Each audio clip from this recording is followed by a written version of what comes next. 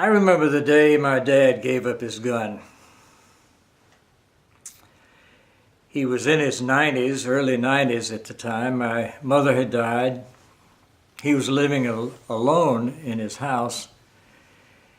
He had arranged for somebody to come in and clean and to prepare his meals for him. And he had a neighbor next door who pretty much looked out after him. So he was fairly comfortable.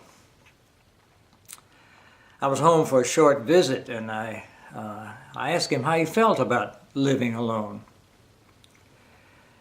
I was concerned about his safety, of course, but more about how he felt about things. He lived out in the country, but there were several neighbors close by. And the crime rate in that part of the country was very low.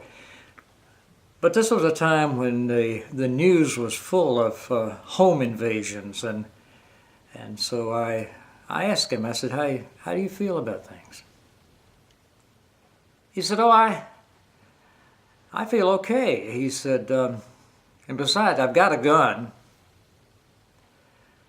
Well, when my dad said he wasn't worried because he had a gun, I began to worry.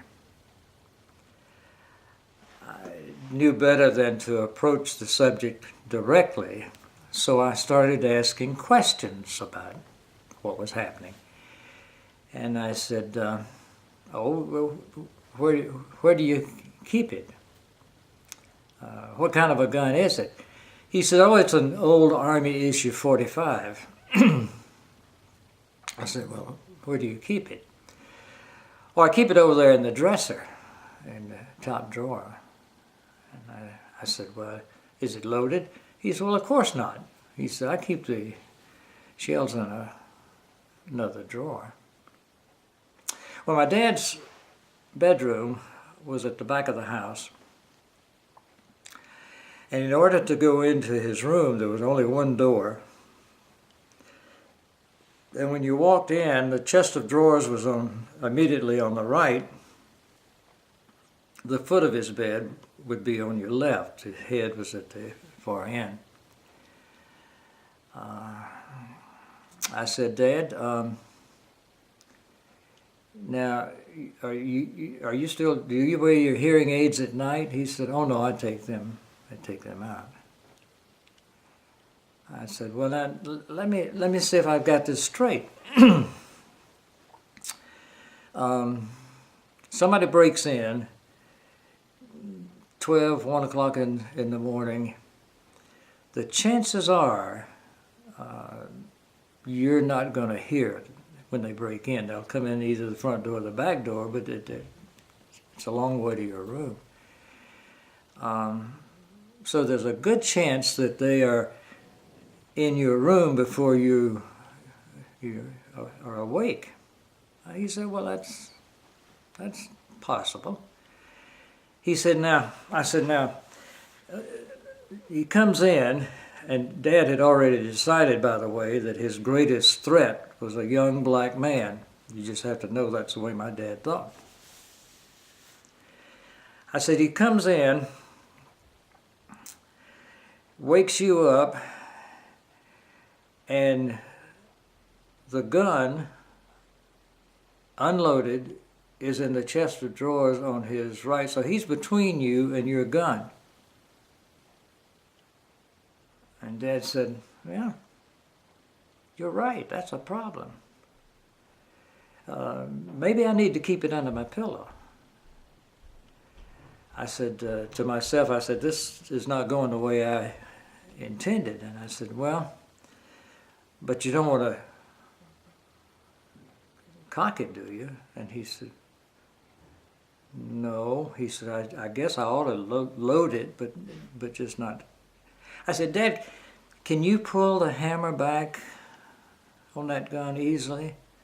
He said, well, yeah, if I use two hands. I said,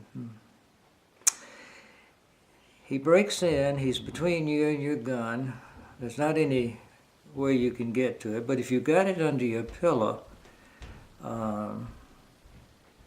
he's only a few feet away from you. It's going to take you a while to get.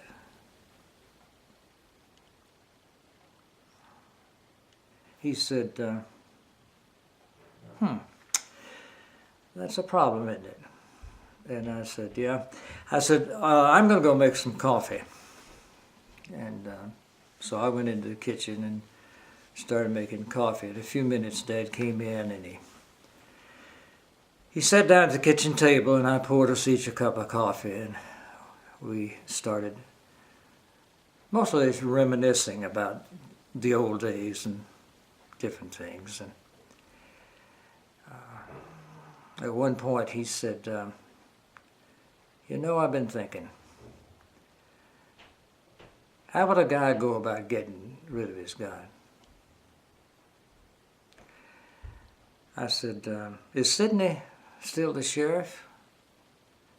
Oh yeah, he said, he just got reelected for another term. Sidney Thrash, the sheriff of Elmore County, was a high school classmate of mine. I said, Dad, why don't I call Sidney and see if he's got any ideas?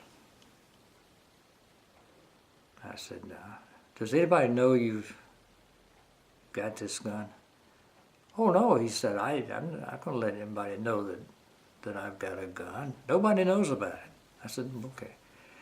Let me talk to Sidney. Next morning I called Sidney and I said, Sidney, this is Maxwell, and I'm in town for just a short visit with my dad, and got a question for you. He said, shoot. I said, how would a guy go if somebody brought a gun in to turn it in? Would you have to ask a lot of questions? Sidney said, is Mr. Hale going to finally give up that gun? I said, yep. I said, but I didn't think anybody knew about that gun. He said, hell, Maxwell, everybody in the county knows about that old gun. It's about time he finally gave it up. So I said, I'll be down. So I got the gun and went down and had a visit with Sidney and turned it in. I came home. When I got home, I told Dad, I said, it's all taken care of. You don't have to worry about anything. And I saw the relief in his face. But I saw something else too. And I'm not sure quite how to say what it was, except that it was a sense of relief or release. And it wasn't just an old man giving up control over his life. I mean, that was happening, of course. The time would come when he'd have to move out of his house and into a nursing home. But it was as if he had given up, in giving up the gun, he had given up the reason that he needed the gun in the first place. He was giving up fear. He decided, we didn't talk about it, but I could read it as plain as the look on your face. He was giving up his fear. That's pretty much the way he lived for the remainder of his life. He died a few years later at 97. Now, I know this story is not about me, except it is. At 21, I came home and gave the M1 rifle that the Army had loaned me to use in Korea back to him, and decided that I didn't need a gun anymore. And I was not going to deliberately contribute to a culture of violence. I pretty much lived that way.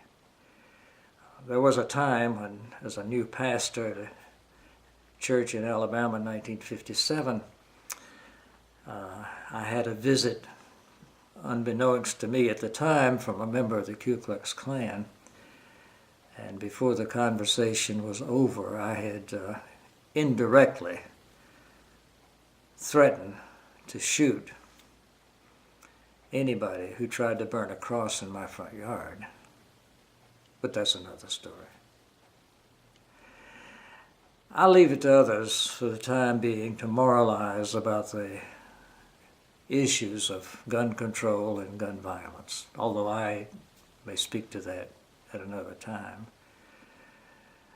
For the time being, I choose to remember the day that my dad gave up his gun and his fear. And I hope the story makes some kind of sense to you.